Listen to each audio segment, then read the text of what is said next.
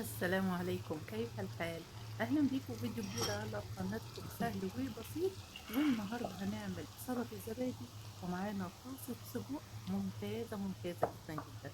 نعملها على الغداء أو تعمليها على العشاء، شغالة في الحالتين. تمام. عندنا حوالي نص كيلو سجق، ريحته جميلة جدا جدا يا جماعة، والخلطة بتاعته رائعة جدا جدا جدا. وفي خطوة هنقول عليها مهمة أوي. عندنا حوالي نص كيلو سجق، بتغلي حوالي كوبايتين ميه وتسقطي فيهم السجق، مفيش غلوة والتانية بس، وتطلعيه. بيحوش كمية من دهون السجق، وكمية برضو من التوابل اللي موجودة فيه، وبيخلي طعمه جميل جدا جدا جدا. وسنة بيدخل في السوا فبيبقى طري كده وجميل قوي في السندوتشات، او في أو لو حطيه على مكرونة او كده. الحركة دي جميلة قوي قوي قوي، جربيها وهتلاقيها ممتازة. عندنا بقى فلفل الوان، وعندنا بصل زي ما انت عايزه، وعندنا 2 طماطم.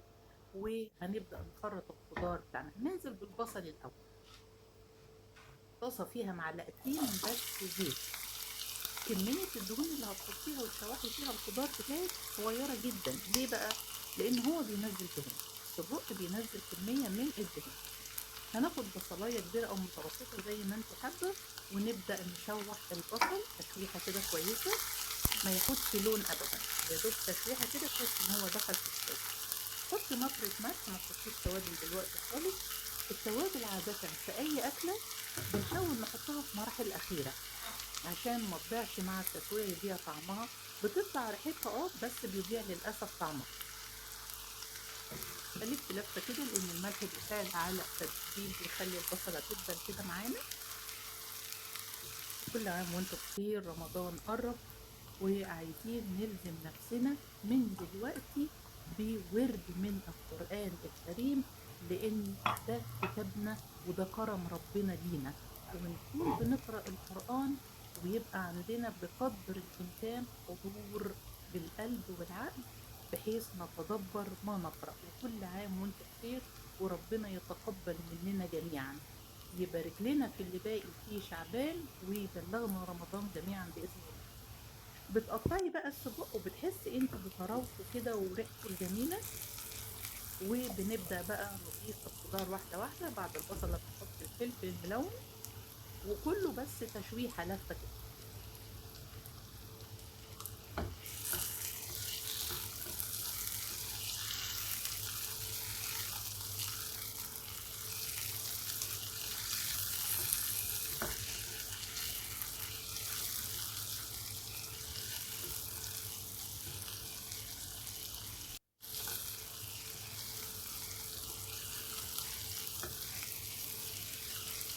لو حابة تضيفي في المرحلة دي قرن فلفل حامي زي ما انت حابة، بس لو في أطفال ما فيش داعي، أو حسب ما انت معوداهم. بضيف بقى الطماطم.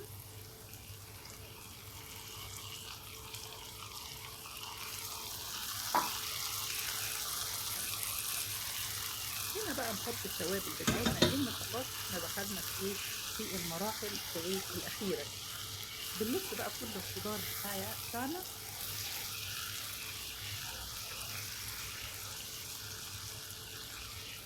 ما تنسوش تحطوا لايك للفيديو لو عجبكم، وتنوروني بالاشتراك في القناه، وتقولي له رايكم في الطريقه دي، ومين بيجرب ان يدي غلوه للسجق قبل ما يعمله.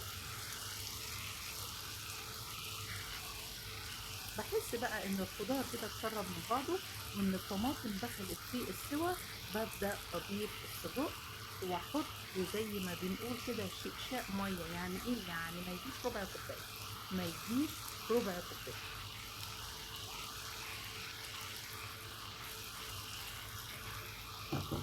وبغطي على السجق وبسيبه بقى شويه.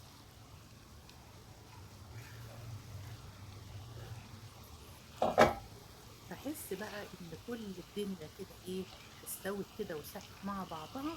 ومش هقولك على الريحة الجميلة اللي جاية من الطاسة دي، وقد ايه رائعة. لو انت عاملة شوية مكرونة هيبقى جميل جنبها. لو انت عندك عيش فينو هيبقى رائع. لو في هتحطيه في عيش بلدي زي الكبدة هيبقى جميل جدا جدا. ورقتين نعناع بقى كده حلوين، على ورقة شبت، ومعاكي فص ثوم واحد بس، وابدأي اعملي بقى سلطة الزبادي، وهتبقى جنب الأكلة دي رائعة. معلقتين زيت زيتون. طبق سلطة الزبادي ده حاجة لوحده كده، رائع رائع رائع، هتاكليه بالمعلقة الواحدة.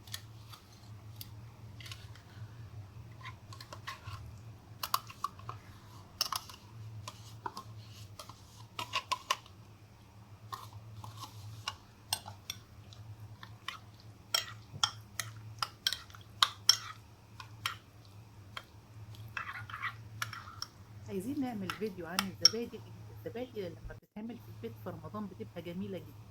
حطي سنة بقى فلفل أسمر كده، وسنة ملح زي ما انت حابة، أو التوابل اللي انت حباها، أو حابة تحطي كمون وملح وماله. بس ما تستنيش عن فص الثوم، فص واحد فقط بيخلي السلطة دي حلوة جدا جدا. ممكن تقطعي عليها خيار، جميلة جدا جدا برضه.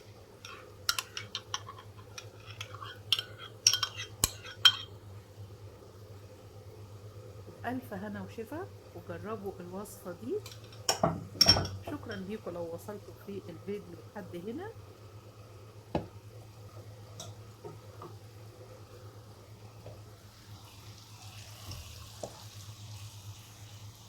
وتفضلوا معايا. والسلام عليكم ورحمة الله وبركاته.